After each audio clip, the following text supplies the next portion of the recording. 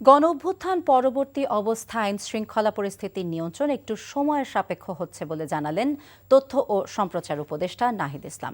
এ বিষয়ে রাজনৈতিক দল এবং জনগণের সহায়তা চেয়েছেন তিনি।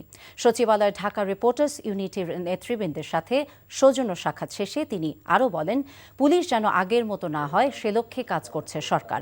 বিশেষ করে পুলিশের ব্যবস্থাপনায় পরিবর্তন আনতে চায় সরকার, সে কারণেই সংস্কার কমিশন গঠন করা হয়েছে বলেও জানান তিনি। এছাড়া প্রথম আলো এবং ডেইলি স্টারের সামনে বিক্ষোভের ঘটনায় যে পরিস্থিতির সৃষ্টি হয়েছে তা সরকার গভীরভাবে খতিয়ে দেখবে বলেও জানান নাহিদ ইসলাম।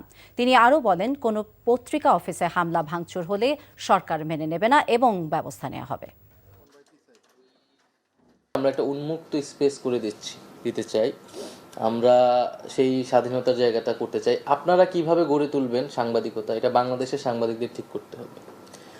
তো আমরা আমাদের জায়গা থেকে যে বাধা নিষেধ সরকার যে ধরনের বাধা নিষেধ দেয় সেইটা আমরা দিব না, সেই নিশ্চয়তা আমরা করতেছি।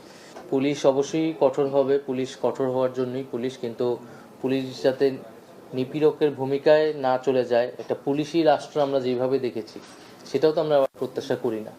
ফলে এই উভয় সংকটের মধ্যে তো আমরা আছি, তো সেই জায়গা থেকে আমরা অবশ্যই উত্তরণ করতে পারবো, আমরা এটা আশা করি।